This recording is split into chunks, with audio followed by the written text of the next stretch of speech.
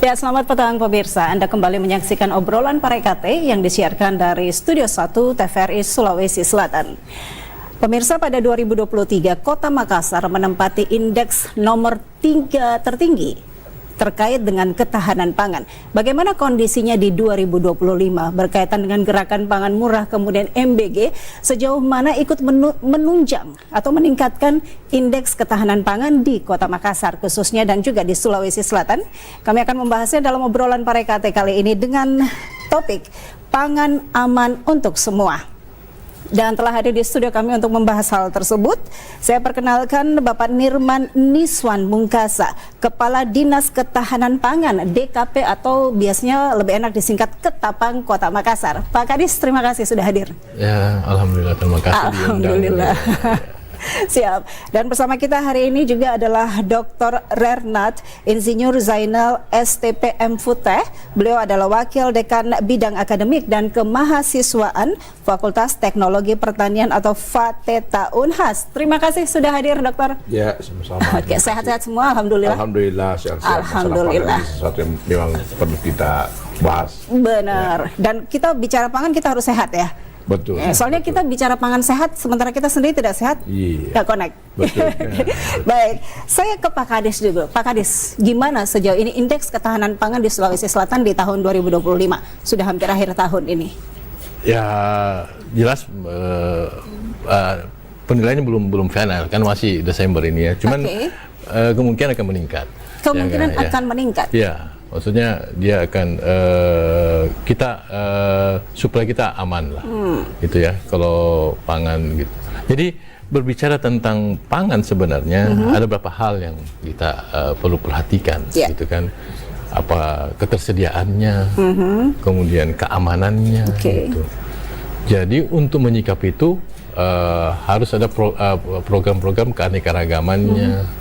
Jangan kita pola masyarakatnya kita jangan stop boros pangan, ya kan, jangan kita membuat food waste-nya lebih banyak gitu. Itu sebenarnya jadi satu yang program yang menyatu sebenarnya, saling mendukung dalam menjaga ketahanan pangan di suatu daerah gitu ya. Kalau gitu kita bicara mengenai ketersediaan. Ketersediaan dalam hal ini termasuk akses kan Pak? Ya. Bagaimana ketersediaan pangan di Kota Makassar? Jadi program kami pemerintah kota Dinas Ketahanan Pangan Ketapang ya, itu ada biasa kita lihat itu di depan juga gerakan pangan murah, ya kan, ya gitu. Jadi bagaimana kita sediakan masyarakat di titik-titiknya. Jadi kami itu biasa banyak selama ini sejak mulai bulan Juli itu di semua kantor kelurahan kita gilir dalam satu minggu itu 3 kali, 3 lokasi kami adakan. Jadi masyarakat mudah untuk mengakses beras SPHP-nya Bulog, ayam ras, terus naga, terus buah, sayur gitu.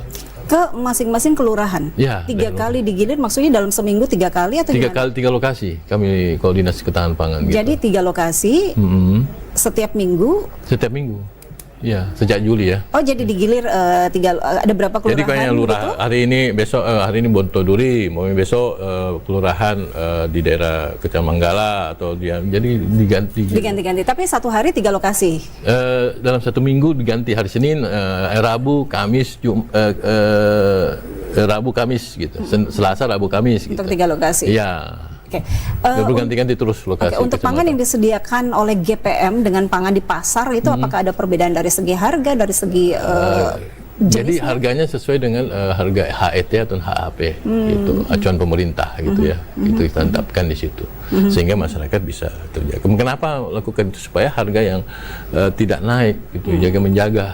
Kan pada saat kita di lokasi di dekat masyarakat, akhirnya demand, kebutuhan itu kita penuhi di situ sehingga harga tidak naik.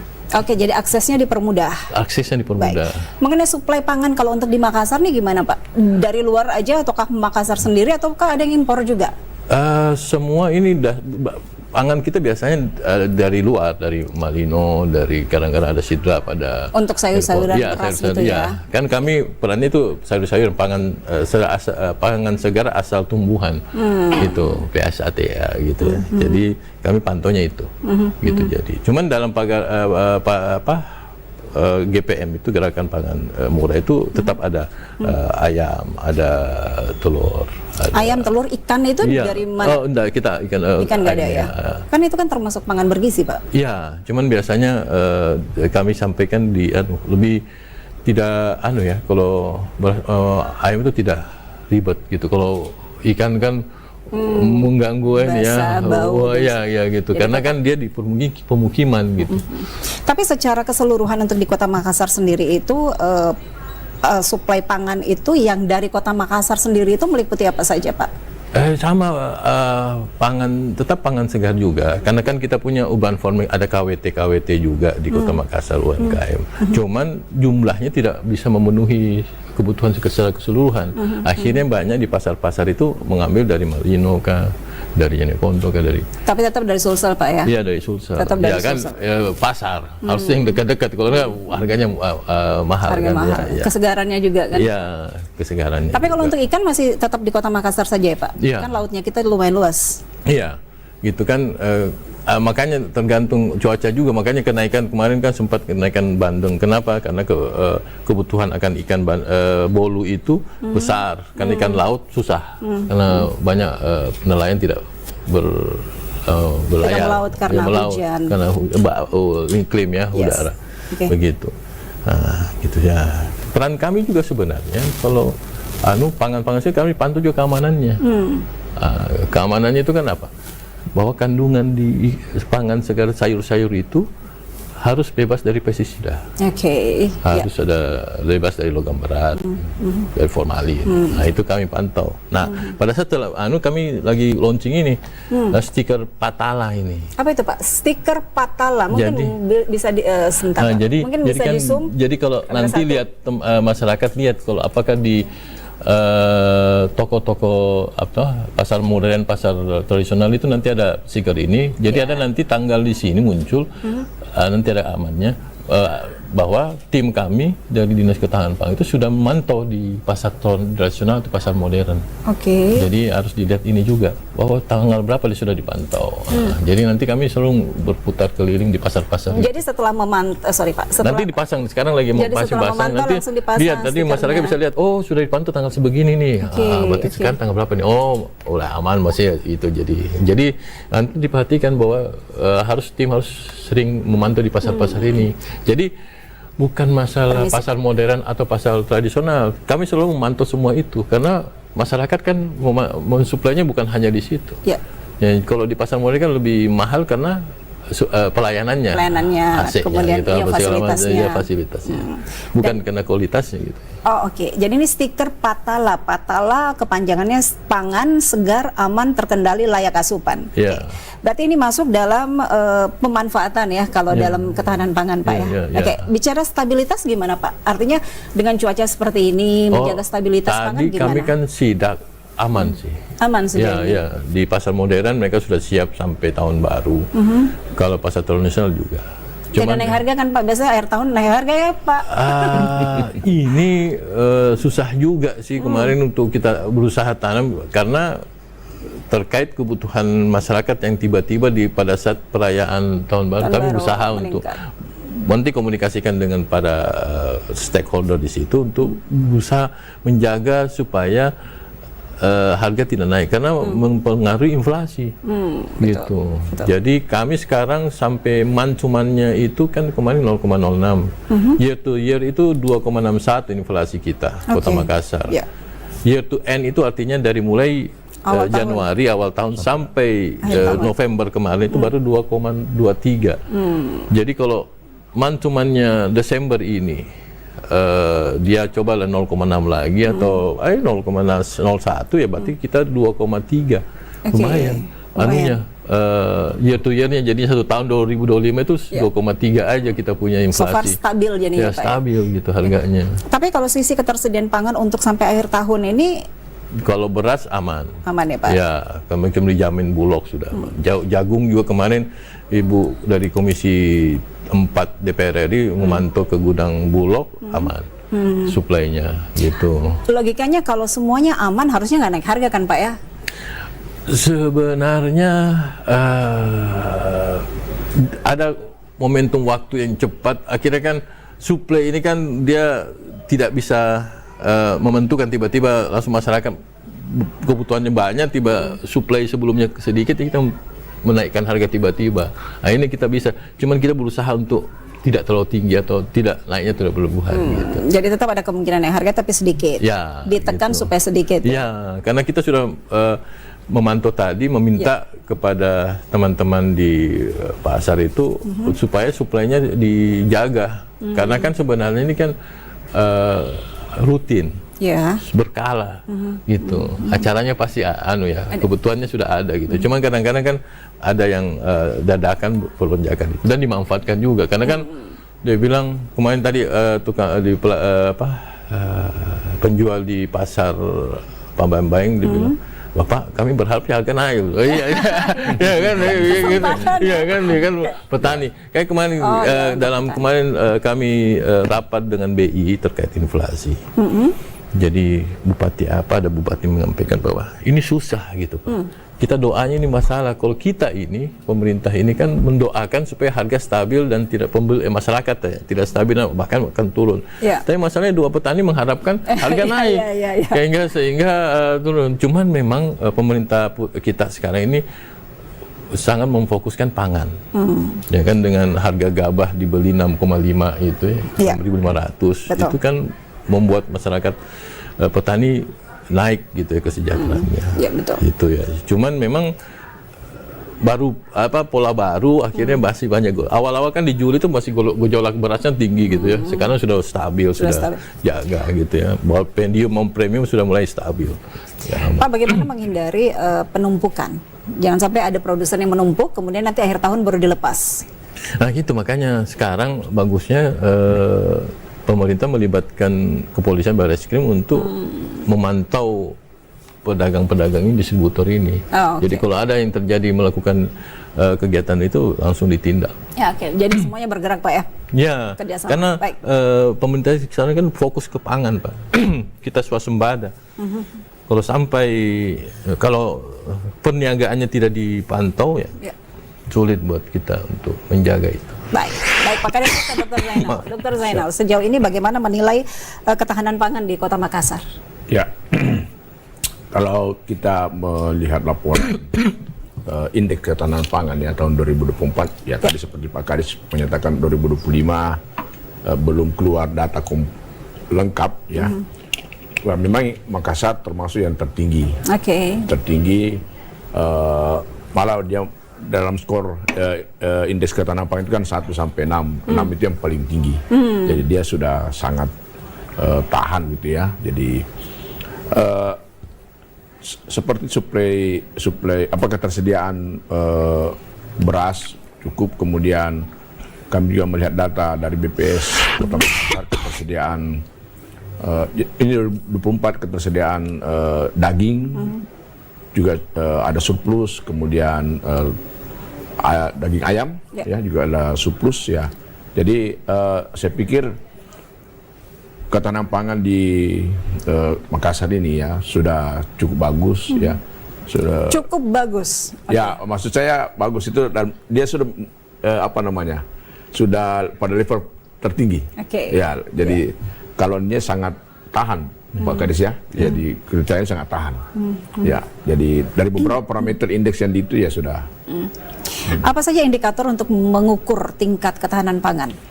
Ya, termasuk accessibility, ya, kemudian ketersediaan, kemudian ada juga beberapa pendapatan, kemudian masyarakat miskin. Ya, sekira itu semua diperhitungkan dalam menghitung besaran indeks ketahanan Bicara pangan. tentang masyarakat miskin, Dokter, bagaimana tingkat menurun atau meningkat kalau di Kota Makassar? Kalau itu saya belum punya data ininya, tapi pemantauan saya, kalaupun terjadi penurunan tidak terlalu signifikan penurunan, tapi terus terang saya belum punya data real, saya belum melihat datanya. Ya, tapi kalau dikaitkan dengan kemampuan akses terhadap pangan, ya sudah cukup, Sudah sudah bagus meningkat, ya. Saya tidak mengatakan cukup bagus, sudah bagus ya. Ya, oke. Apa sih yang menjadi kekuatan atau sumber ketahanan pangan yang bisa stabil di Kota Makassar kalau menurut penilaian Pak Dokter? Ya, yang pertama ketersediaan. Ya, harus cukup tersedia sesuai dengan kebutuhan, dan beberapa komoditas pangan seperti yang saya sampaikan tadi, beras, kemudian sayur buah, ya, kemudian sumber-sumber protein seperti daging sapi, daging ayam, termasuk telur, itu Makassar itu agak surplus, jadi surplus dia. Jadi Surplus ya. kemudian yang kedua, akses masyarakat ke pangan tersebut, karena kalaupun banyak, ya, stok banyak, tapi masyarakat tidak bisa mengakses, itu jadi persoalan. Ya, jadi ya seperti yang disampaikan Pak Kadis tadi, ya harus ada misalnya gerakan pasar murah, ya, supaya mempermudah masyarakat untuk mengakses, ya. Dan yang penting juga adalah keamanan pangannya, ya, keamanan pangan ini biar banyak sayur buah, banyak masyarakat bisa akses, tapi bahan pangan itu memiliki potensi bahaya. Ya. Ya, seperti tadi adanya pestisida, atau adanya muncul misalnya kalau di jagung itu aflatoksin, ya. Nah, ini juga harus diperhatikan dalam proses penanganan pasca panen produk-produk sayur buah, produk ini, supaya bahaya yang potensi muncul karena kesalahan pasca panen, karena kesalahan penyimpanan, karena mungkin juga distribusi, itu bisa ditekan, dan kalau bisa bahaya itu tidak ada. Oke, nah bagaimana Dr. Zainal kemudian menilai itu di Kota Makassar, masalah ketahanan pangan dari sisi produksi dan juga distribusi, masalah keamanan bahan pangan? Ya, memang ada beberapa banyak laporan bahwa produk sayur buah, ya, ada yang mengandung pestisida, tapi sebenarnya itu bisa dieliminasi pestisida itu dengan melakukan pencucian dengan air mengalir, ya, sehingga air itu akan melarutkan pestisida yang ada di permukaan, misalnya cabai atau sayuran, ya, sehingga masyarakat juga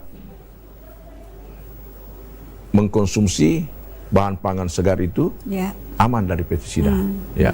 Jadi kalau masalah distribusi, karena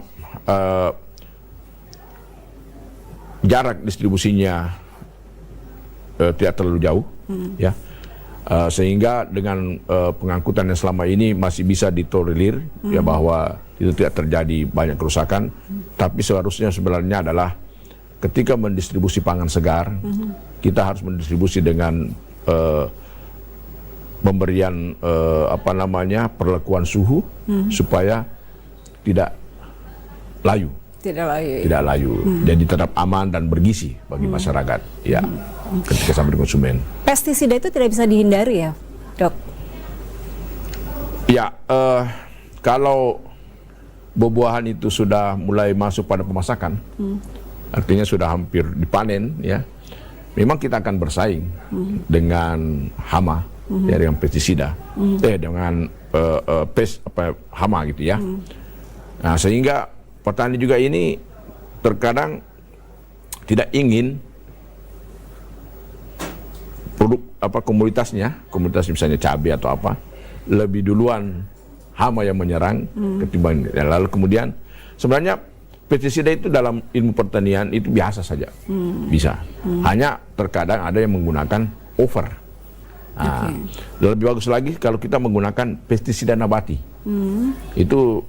Itu yang aman. Artinya sejauh ini kalau menggunakan pestisida nabati itu sudah dianggap ramah lingkungan dan juga aman untuk dikonsumsi oleh manusia. Karena biasanya mereka pestisida nabati itu diambil dari rempah-rempah yang mana juga menjadi bagian dari bumbu-bumbu masak kita. Tapi mungkin lebih mahal ya, tidak ya? Saya kira bahannya banyak di kita, ya, ada serai. Cuman butuh effort ya. Ya, itu adalah butuh effort, ya, biasa. Ya, karena masih belum massal gitu, ya. Sehingga biasanya sedikit lebih tinggi, Ya, apalagi kalau tidak tersedia kita yang buat sendiri itu harus memang ada effort untuk itu. Harga lebih tinggi karena masih kurang, atau kalau mau murah buat sendiri tapi effort. Itu Ya. bikin malas ya Pak Kadis. Ya. Akhirnya pakai yang sudah tersedia. Ya. Yang sudah tersedia pun sebenarnya kalau dipakai dalam batas-batas ada SOP penggunanya itu aman. Oh, harusnya aman ya. Tapi yang jelas kalaupun pakai pestisida dicuci bersih saja ya, Dok. Ya. Oke. Bagaimana kemudian dokter menilai, kan banyak program-program dari Dinas Ketahanan Pangan Kota Makassar. Tadi gerakan pangan murah, kemudian ada kios pangan ya Pak Kadis. Kemudian ada apa lagi Pak? Apa pangan tadi satu? Apa ya? Yang program-program Keamanan pangan, terus pangan. terkait dengan sosialisasi terkait stop boros pangan, terkait dengan program B2SA gitu. Duh, banyak sekali program nih dari Ketapang Kota Makassar. Ya, saya kira itu bagus sebagai upaya kita untuk mengamankan masyarakat dari ketercukupan pangan yang ya ini kan cukup berarti bukan hanya jumlah, tapi dari jumlah itu dia harus memiliki mutu yang bagus. Bergizi, ya, dan aman. Nah, ini atur kata kuncinya ini aman, bergizi dan bermutu, memiliki kualitas. Ya, contoh misalnya kita pernah berkasus tentang beras yang dilabel dengan kualitas premium tapi isinya tidak. Nah, itu kan berarti mutunya beras itu kurang bagus diberikan ke masyarakat. Nah, sehingga saya kira Dinas Ketahanan Pangan sudah melakukan hal-hal yang bisa membantu aksesibilitas kepada masyarakat, bisa mengawasi keamanan pangannya, dan 2 minggu yang lalu Pak Kadis itu kami kebetulan jadi narasumber kepada seluruh hampir masyarakat tiap kecamatan mengenai pemahaman tentang potensi bahaya yang bisa muncul pada bahan pangan segar asal tumbuhan. Ya, jadi menyadarkan masyarakat, kemudian juga program makanan bergizi gratis juga, nah, itu pada SPPG-nya pelakunya, nah, itu juga harus diberikan pemahaman, penyuluhan tentang bagaimana memproduksi, bagaimana mengolah dan mendistribusi pangan segar supaya dia tetap aman. Oke, baik. Kalau masalah itu saya kembali ke Pak Kadis. Nah, adakah pengawasan berkaitan dengan itu juga Pak Kadis? Ya, jadi nanti tahun depan ini kami mengawasi 2 hal. Kan sebelum ini kan mengawasi cuma pasar segar, pasar modern, pasar segar, pasar tradisional, pasar modern. Nah, tempat sekarang juga masih kita awasi juga MBG, SPPG gitu, karena kan masyarakat yang mengkonsumsi itu. Jadi nanti tahun depan kami awasi semua SPPG itu 2 kali dalam setahun untuk pangan asal tumbuhannya, pasar segar asal tumbuhannya gitu. Untuk bagaimana cara mereka menyimpan, bagaimana mereka mengolahnya gitu. Itu kami harus pantau juga gitu. Dan mereka tidak boleh menyisakan pangan yang mereka minta, harus selesai habis gitu. Ya. Jadi yang penting juga gitu. Jadi untuk ini pangan kan sebenarnya ada namanya POU gitu ya. Jadi POU. Ya, itu ada penilaian terkait suatu daerah. Makanan itu kita makan, tapi apakah cukup energinya? Gitu. Ya kan? Ya kan gitu. Jadi kita makan banyak nih, tapi sebenarnya kandungan dalam makanan yang kita banyak itu tidak banyak energi yang memberikan energi kepada kita gitu. Itu yang penting sebenarnya. Nah, makanya program B2S itu penting. Beragam, bergizi, seimbang, aman. Itu biasa kita kenal dulu dengan 4 sehat 5 sempurna. Diganti dengan itu. Lebih gampang 4 sehat 5 sempurna sebenarnya Pak. Ya, tapi sebenarnya begini, itu B2SA itu kan istilahnya. Tapi aplikasinya itu adalah dalam makanan kita dalam satu piring, itu harus ada 1/3 karbohidrat, makanan pokok, nasi kita biasanya, ya kan, 1/3 sayur mayur, jadi kalau itu 1/3-nya sayur mayur, 1/6 harus ada protein lauk pauk, 1/6-nya buah-buahan, nah, nggak perlu susu sebenarnya, ini yang penting. Nah, makanya di MBG di makanannya itu ada itu semua sebenarnya. Cuman perlu disampaikan ke masyarakat bahwa kita polanya seperti itu. Bukan banyak, tapi itu harus tersedia. Karena makanan kita, tubuh kita itu tidak membutuhkan hanya protein, dia butuh karbohidrat, dia butuh serat, sayur-sayuran, dia butuh buah, gitu. Jadi terus ada kadang-kadang kan kalau kita makan satu makanan kan proteinnya lebih banyak. Atau sama karbohidrat. Yang buahnya tidak ada, sayur tidak ada. Mie gitu. instan plus nasi gitu, karbohidrat semua. Ya gitu. Tapi tambah-tambah sayur dikit gitu ya. Telur satu cukup tidak itu Pak? Ya? Telur satu. Itu kan bolehlah sekali-kali gitu ya. Tapi harus kita seimbangkan. Kenapa? Pola makan kita yang bertahun-tahun akan kita tuai hasilnya pada saat umur kita 50-60. Okay. Mulai muncul. Karena badan kita tidak terbiasa menyerap makanan yang beragam. Satu-satu. Akhirnya apa? Kadang-kadang ada yang dipantangkan makanan kesukaannya. Karena apa? Karena berlebihan sudah. Badannya udah nggak butuh. Saya butuh yang lain gitu. Makanya dia menjadi tidak seimbang. Makanya B2SA seimbang. Gitu. Mengingat kondisi sekarang ini banyak anak-anak itu yang justru makanannya yang kayak fast food kayak gitu lebih suka gitu, malas makan sayur gitu. Nah, bagaimana kemudian mengedukasinya itu Pak? Nah, makanya kemarin kita mulai tahun depan nanti mulai ke sekolah-sekolah dulu. Kita belajar. Nah, kan maksudnya pola kita edukasi ini kan nanti harus kita ada evaluasinya gitu loh. Okay. Sebelum dan sesudah berhasil nggak ini? Nah kalau enggak kita cari pola lain, gitu. Apakah mulai mendongeng untuk SD, ataukah pola SMP dengan pola game gitu kan? Nah itu harus kita cari polanya sehingga hasilnya bisa masuk.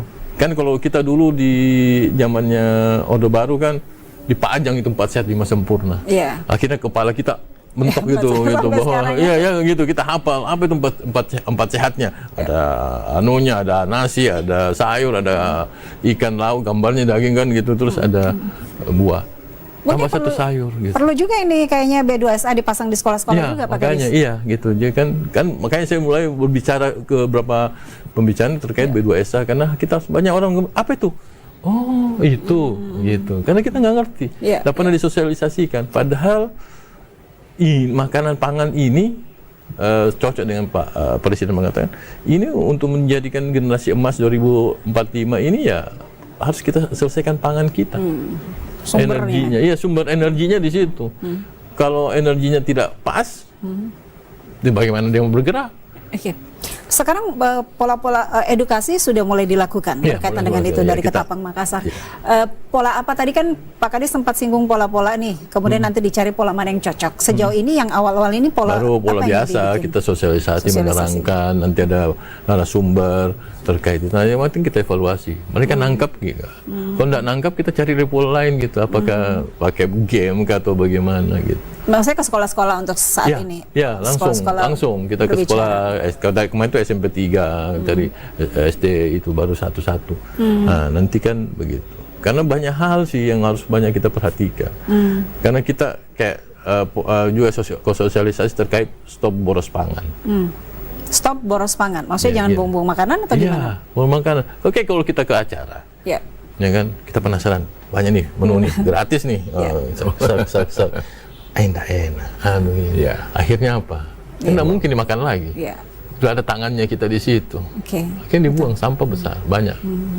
Atau pesan makan di restoran banyak gitu, terus ditinggal gitu, kita bagi. Nah, sekarang juga kita banyak kerjasama juga bagaimana. Kan ada dua dalam proses makan itu ada namanya food loss, food waste. Food loss, food waste, oke. Food loss itu sampah hasil pangan itu yang dihasilkan dari proses. Kalau kita motong pangan kan ada yang nggak kita masuk dalam menu yang kita buang. Nah ini kan belajar bagaimana jangan banyak dibuang gitu dalam food loss-nya, dalam prosesnya itu. Gitu. Tapi kalau sayurnya sudah busuk gitu Pak, gimana? Ya makanya. Pasti dibuang Pak. Ya, cuman bagaimana kan nanti polanya, makanya nanti kita mau belajar mau menyambungkan dengan proses pengolahan sampah dengan maggot atau di mana apa gitu, sehingga tidak menjadikan TPA menambah TPA volumenya besar.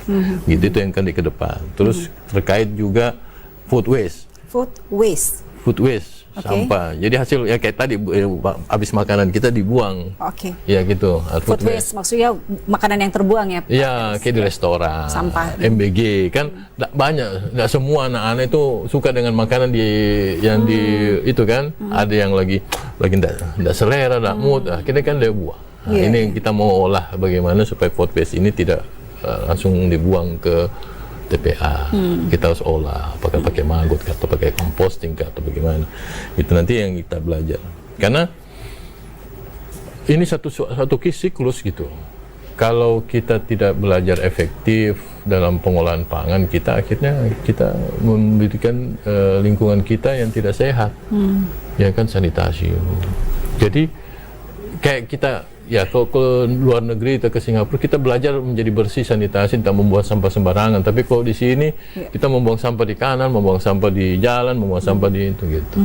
Jadi kayak juga di MBG nanti ya kita sekolah kepada anak-anak SD SMP itu, makanya ya simpan di ininya, diajarkan bahwa ini harus kita olah dengan bagaimana, pakai composting atau apa segala macam. Kayaknya banyak PR dia Ketapang ya Pak ya? Banyak Iya. DKP Makassar nih. Ya, kan kita ini pelayan, Bu. Jadi kan pelayan apa kebutuhannya masyarakat ya kita berusaha penuhi, gitu. Cuman memang harus ada kreativitas, karena anggaran kami terbatas. Oke, kerjasama aja Pak. Iya, makanya saya bilang kan kita kerja sampai HRI terkait sampah-sampah. Begini, kan kadang-kadang di restoran atau di hotel itu kadang-kadang ada makanan yang tidak dimakan. Ya. Dipesan tapi tidak dimakan. Nggak disiapkan kan? Kan kalau kita nginap di hotel kan, kan ada makanan tuh yang disediakan. Nggak, tapi kan hotelnya kan belum tentu semua makan pagi. Iya. Oke. Nah, itu kan satu hari harus dibuat, harus apa gitu. Nah, kita kerjasamakan makanan ini untuk bisa dikasih orang yang butuh. Nah, itu kan kemarin kerjasama sama Badan Basnas. Cuman Basnas Sakat itu cuma hari Jumat sih. Kami pikirkan dulu hari yang biasa bagaimana. Nah, itu banyak gitu. Wow, banyak program. Pak, sejauh ini apa sih tantangannya Pak? Ya pasti yang anggaran lah, gitu ya. Anggaran lah. Keterbatasan SDM lah. Kan banyak masalah. Bahkan kadang-kadang itu, iya tapi anggaran terbatas. Pada saat anggaran tidak ada untuk menggerakkan orang susah juga. Padahal masalah banyak. Gitu. Iya. Terus ya polanya kita selalu mengatakan melakukan sesuatu yang biasa dilakukan. Padahal kita harus melakukan yang harusnya dilakukan. Hari ini harus lebih baik dari kemarin. Jadi bukan yang biasa dilakukan, tetapi yang harus dilakukan. Iya, ya kan, ya gitu. Jadi kan biasa gitu. Biasanya dilakukan ini, senonya begini. Tapi kita tidak tahu kenapa dilakukan. Ya kan, harusnya kita tahu sebenarnya saya ngelakuin ini untuk apa, mengambil data ini untuk apa, supaya bisa berfungsi untuk perencanaan ke depan. Ya kan. Oke, dalam upaya melakukan yang harus dilakukan itu apa yang akan dilakukan? Yang pertama-tama adalah teman-teman teman-teman di Ketapang ini harus tahu kenapa dia lakukan tugas-tugasnya. Sehingga dia tahu merencanakan ini kemana. Kalau sudah ada masalahnya, bagaimana menyelesaikan dengan bentuk perencanaan kegiatan ke depan. Nah, itu yang saya mulai untuk itu gitu ke depan. Makanya yang pasar stiker ini. Stiker Patala. Padahal mereka semua melakukannya bertahun-tahun sudah dilakukan, tapi masyarakat tidak tahu bahwa pengujian dilakukan untuk keamanan. Nah, ini kan untuk menyampaikan ke masyarakat bahwa kami lakukan. Nah, kayak gitu contohnya. Pak, bagaimana kemudian mengevaluasi bahwa ini dilakukan dengan benar? Stiker Patala, artinya kan stiker Patala, kita kembali ke stiker Patala tadi ini Pak, itu kan melakukan pengawasan di pasar tradisional maupun modern. Nah, bagaimana mengukur bahwa kemudian pengawasan itu dilakukan dengan benar? Itu artinya kan bisa aja cuma datang sebentar periksa tempel stiker kayak gitu. Inilah sulitnya kita, kurangnya pengawasan. Harusnya ada pengawasan. Cuman kalau saya kan ada standarnya sebenarnya, SOP-nya dalam pengawasan. Itu kan ada lab-nya. Ya kan ada zat kimia yang harus dilakukan. Ada prosesnya. Dicek. Ya. Tapi ini yang kami lakukan sekarang ada namanya rapid test. Rapid Tes cepat. Untuk? Kayak gini, contohnya kalau kita kesehatan ya, kan malas kita ke lab.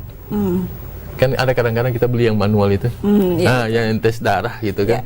Tapi itu kan nggak bisa, belum terakreditasi, belum di ini. Cuman kalau ada kolesterol naik, baru kita ke lab. yang terakreditasi. Sama dengan ini. Kalau ada indikatornya, baru kami kirim ke lab yang terakreditasi. Semacam deteksi awal ya? Ya, deteksi awal. Kita kirim ke Bogor, yang lab akreditasi IPB. Gitu. Betul tidak? Oh, ini betul-betul belum lebih tidak? Oh, kalau lebih ya kita koordinasi dengan provinsi atau segala macam. Itu ketika dilakukan pengecekan dengan benar kan? Ya. Oke, tadi maksud saya itu pengawasan untuk memang betul-betul tim yang turun ini melakukan pengawasan dengan benar gitu Pak? Ya kan sebenarnya kami kan istilahnya diawasi juga dengan BPK, dengan inspektorat, bagaimana kegiatannya betul-betul dilakukan. Dan harusnya sebenarnya nanti ada lembaga yang di luar pemerintah, NGO yang bisa mengawasi kami juga. Kan penting. Kami betul tidak kami lakukan.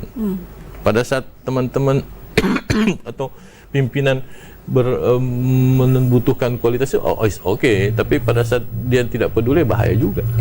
Ya itu kan penting, tapi yang penting ada pengawasan. Pemerintahan kan ada DPR, ada KPK, itu kan pengawasan yang penting dilakukan. Yang penting memang yang kurang di kita itu adalah pengawasan sebenarnya. Iya. Kenapa? Karena ya kita terbiasa melakukan yang biasa kita lakukan, bukan yang harusnya kita lakukan. Kalau tantangan dari segi masyarakat sendiri bagaimana dalam upaya edukasi ini, Pak Kadis? Sebenarnya begini, masyarakat kan terbagi beberapa tingkat pendidikan. Pada saat dia tingkat pendidikan tinggi, dia akan aware dengan gizi. Ya kan? Ada yang kadang-kadang saya mau beli yang cuma organik, karena dia mampu, dia punya aware gitu ya. Tapi masyarakat di level bawah yang makan saya susah, nggak peduli, gitu. Nah, ini yang perlu kita perannya pemerintah ini ya di level bawah ini, memberikan penjelasannya, membantu mereka mendapat pelayanan kayak GPM ini kan untuk masyarakat di bawah, karena makanya berasnya medium, sayur-sayurnya yang bisa terjangkau mereka, kebutuhannya mereka, pasarnya, gitu. Jadi, padahal makanan bergizi kan tidak selalu mahal kan Pak Kadis? Nah itulah peran kami menyampaikan kepada mereka, karena mereka biasanya tingkat pendidikannya kurang juga, wawasannya mereka kurang, jadi kami yang memberikan penjelasan ke mereka, makannya yang ini aja. Ya nggak usah, kalau berasnya mahal ya pakai ini aja bisa, gitu. Kalau proteinnya ini yang begini murah ini, gitu, ya kan, gitu. Dan mereka sebenarnya sudah ada, cuman kan terbiasa, gitu. Begitu banyak PR yang harus dilakukan oleh Dinas Ketahanan atau DKP Kota Makassar. Berapa banyak sih timnya Pak? Nah, kami 90-an. 90-an untuk menghandle Makassar berapa sih Pak? 1 jutaan nih kan? Iya, 1,4. Ya, untuk menghandle 1,4 tuh 90 orang itu gimana bagi-baginya Pak? Ya makanya disesuaikan dengan SDM, sesuaikan dengan anggaran gitu. Makanya sekarang kan saya dikasih anggaran lebih, jangan dulu, karena saya nggak mampu juga 90 gitu kan, nggak cukup gitu. Tapi kan kita dibatasi juga SDM terlalu banyak, juga anggaran besar jadinya, pemerintah gitu ya. Untuk pegawainya bayarnya juga murah, nggak murah gitu. Cuma memang harus diawasi, makanya kami lakukan rapid test, tidak dilakukan tiap hari, dijadwal aja gitu, disesuaikan dengan kualitas SDM kami, kemampuan kami gitu. Nah yang paling penting adalah edukasi masyarakat supaya mereka bisa mengawasi diri sendiri. Ya kayak di pasar, kami minta nanti pasar punya lab sendiri untuk menguji gitu, siswa menguji, tinggal kami pantau aja. Gitu kan, makanya saya bilang kita kerjasama, kita tidak mampu kasih orang lain kan, koordinasi, ya kan gitu. Bangsa ini bisa besar kan saling membantu. Kalau kita main sendiri-sendiri, sampai kapan kita bisa selesai? Gitu. Jadi kan sama-sama membantu lah. Kalau kita untuk memaksimalkan kerja-kerja itu Pak, yang harus dilakukan itu apa yang Bapak harapkan? Saya harapkan adalah pertama memberikan pengetahuan kepada masyarakat, yang kedua berkoordinasi, bekerjasama dengan pihak-pihak terkait, kayak food loss, food waste itu dengan hotel, dengan badan zakat, kemudian dengan B2SA dengan sekolah-sekolah, gitu.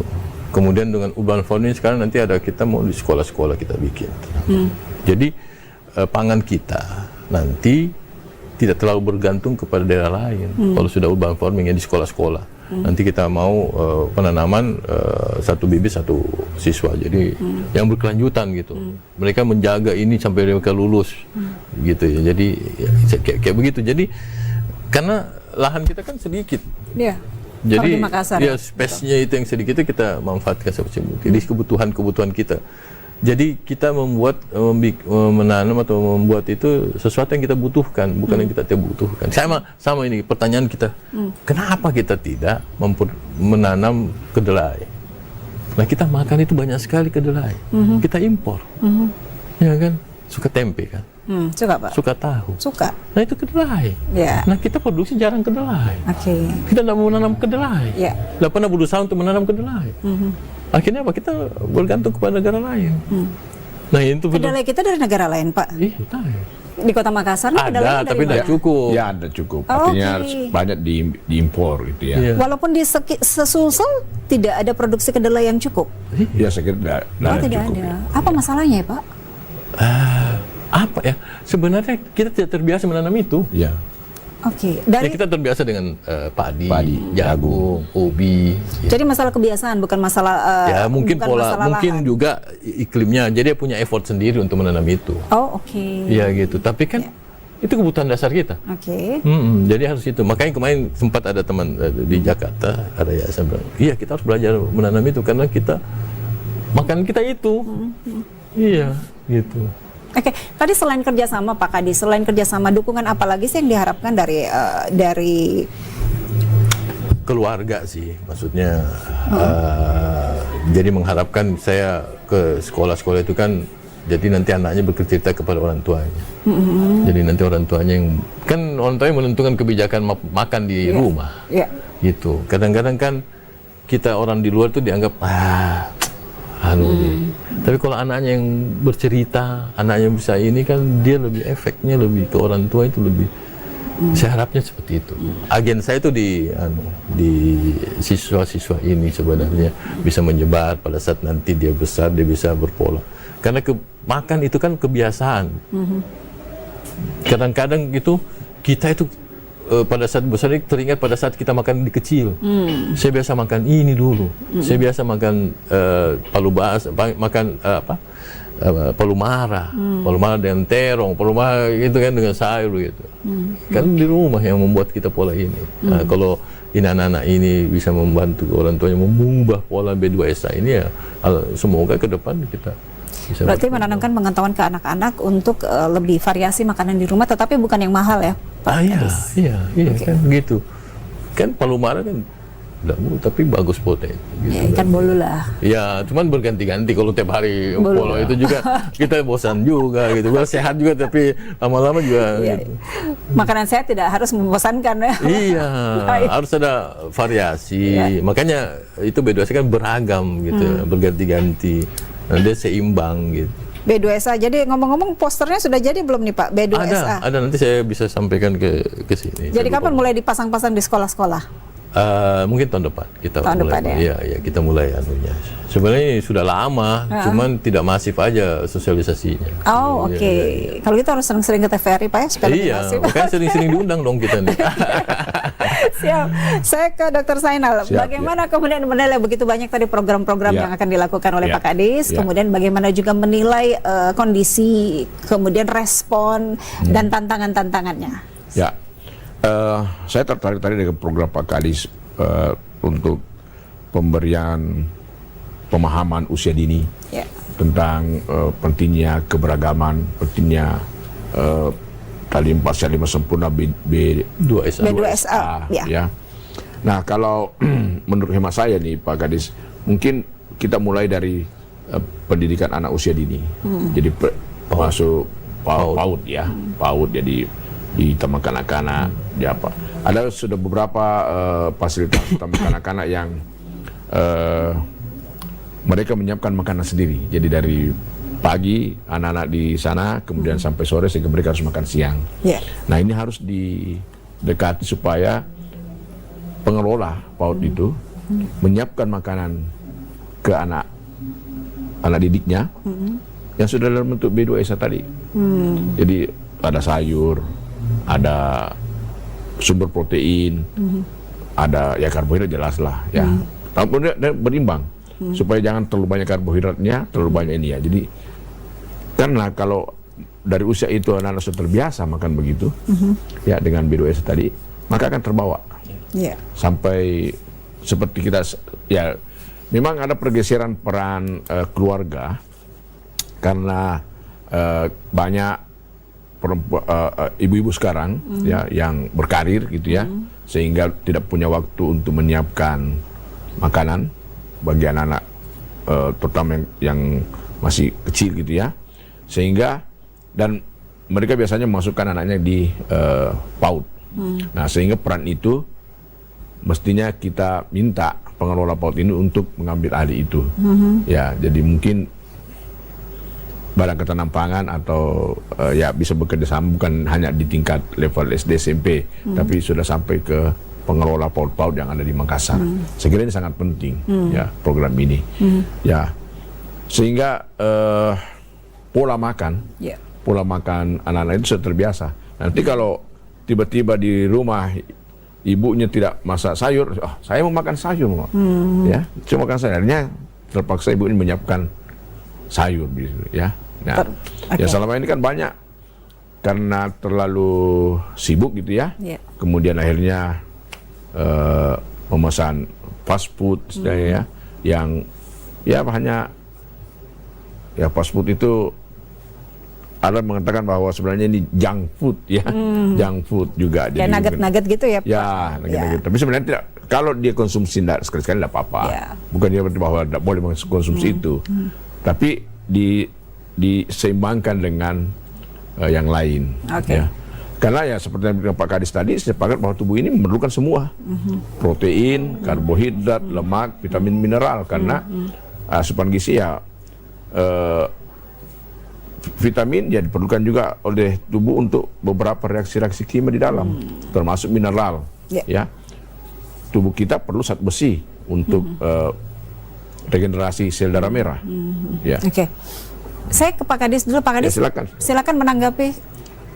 Ya, baru kemarin saya berpikir sebenarnya SD SMP itu karena dia menjadi agen. Tapi menarik kalau PAUD itu terkait kerjasama dengan pengelolanya. Nanti saya coba bikin kegiatannya itu. Itu menarik. Itu saya tertarik karena memang dari kecil. Saya dulu itu kan paling masalah di anak-anak sampai sekarang pun adalah orang susah makan sayur. Bukan susah, tidak suka. Ya tidak suka, makanya kan anak-anak kan dikasih sayur gitu. Saya ingat saya bapak saya yang membuat saya akhirnya suka makan sayur. Karena dia bilang, kalau kau tidak makan sayur, kau tidak seperti toko film di film seri TVRI dulu. Namanya ada Umenex. Akhirnya saya makan sayur. Lama-lama akhirnya saya suka. Sekarang kalau saya tidak makan sayur dalam satu, tidak enak. Gitu. Saya makanya suka salad, gado-gado, kan sayurnya gitu. Gitu. Nah, itu memang harus ada mindsetnya yang pada saat kita kecil itu. Nah, menarik juga kalau terbiasa di PAUD, di dikasih makan itu akan lamanya menarik. Nanti saya akan coba pikirkan bagaimana itunya. Itu menarik. Nah, makanya pentingnya kita berdiskusi, mencari karena Allah itu kan bikin berkah pada saat kita berdiskusi. Makanya musyawarah itu kan sebenarnya sifat tulung diskusinya. Jadi apa yang dipikirkan orang lain bisa membuat majukan buat kita sebenarnya. Izin menambahkan sedikit, Bu. Jadi tadi banyak programnya dan Dinas Ketahanan Pangan. Kemudian sedikit terkendala dengan sumber daya manusia. Ya, kami dari perguruan tinggi bisa membantu dengan SDM, dengan mahasiswa yang kami miliki, dengan tentu karena mahasiswa di jurusan pangan, dia punya pengetahuan dasar tentang bagaimana gizi seimbang, bagaimana mengolah makanan dan sebagainya. Nah, kalau ada beberapa program dari Ketapang yang memerlukan, kita mau jalankan tapi tidak ada SDM gitu ya. Nah, kami siap menyiapkan SDM itu ya, karena di kampus juga Bu Ingrid ini kita ada program kurikulum yang kurikulum itu namanya mata kuliah penguatan kompetensi. Itu bisa sampai 20 SKS satu semester. Nah, bisa magang, bisa melakukan penyuluhan, bisa melakukan kerja-kerja sosial di masyarakat yang yang paling bagus yang berkaitan dengan bidang ilmunya. Ya. Ya, jadi kalau ada program-program Ketapang yang mau dijalankan tapi anggarannya kecil gitu ya, Ya. Bisa Bisa kerjasama. Iya, tadi kan tadi Pak Kadis tidak masukkan kampus loh dalam kerjasama ya Pak ya. Ya, saya kira ini diskusi-diskusi ini membuat ada terbuka ya. Terbuka, betul. Karena kan memang konsep pendidikan yang namanya pentahelix ya. Ada akademik, ada pemerintah, ada dunia usaha, bahkan sekarang ini juga media malah dimasukkan dalam hubungan itu, sehingga semua bisa berkoordinasi dengan baik, menjalankan semua kan tujuannya mulia. Ya. Dan supaya tujuan Program tercapai. ketahanan pangan ini untuk membuat masyarakat bergizi, sehat ya.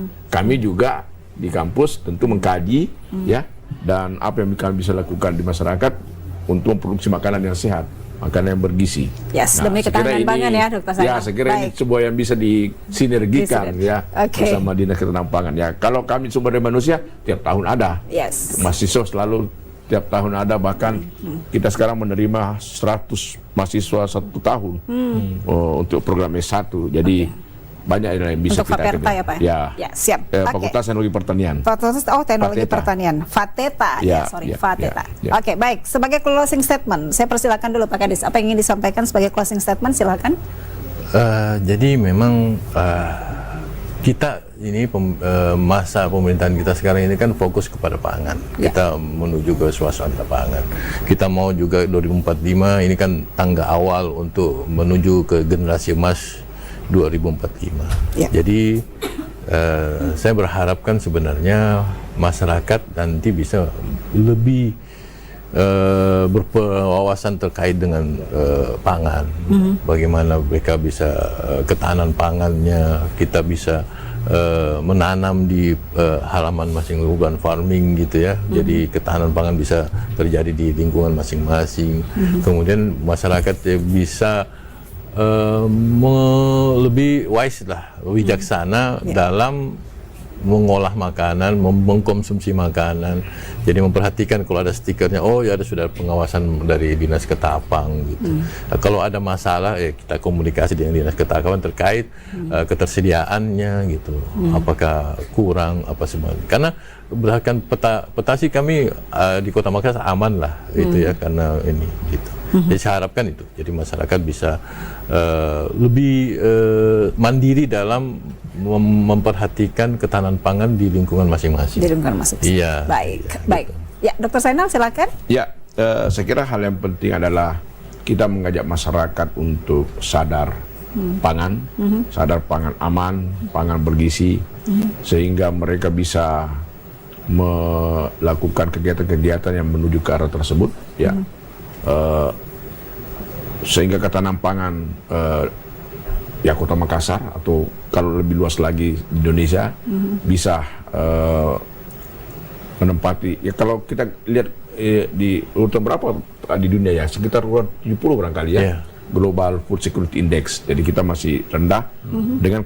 Dengan kesadaran tersebut kan bisa mengangkat negara kita ya, terutama tadi itu membiasakan menu makanan berimbang,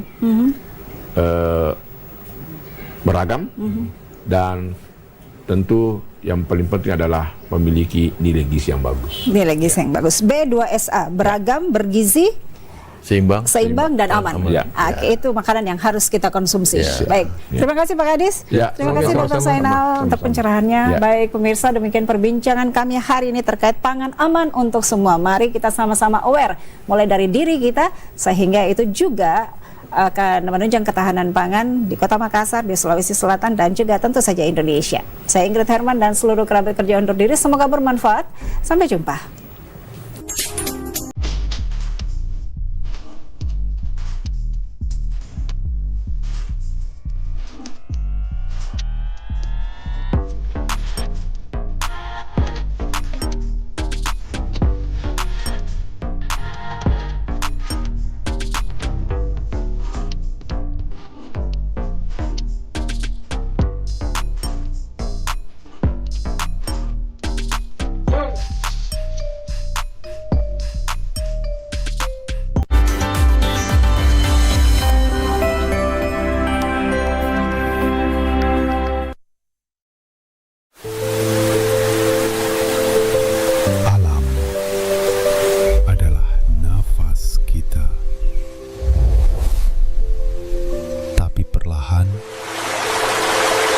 memudar.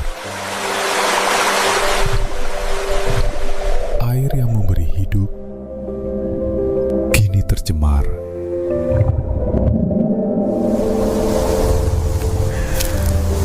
Hutan tumbang, hidup membeku. Masa depan terkubur. Jika bumi hancur, kita pun ikut hancur. Namun, harapan bisa kita tanam kembali. Bumi akan pulih bila kita menjaganya.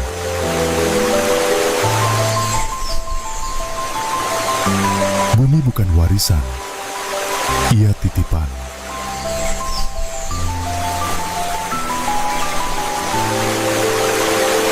Selamatkan bumi, selamatkan kita.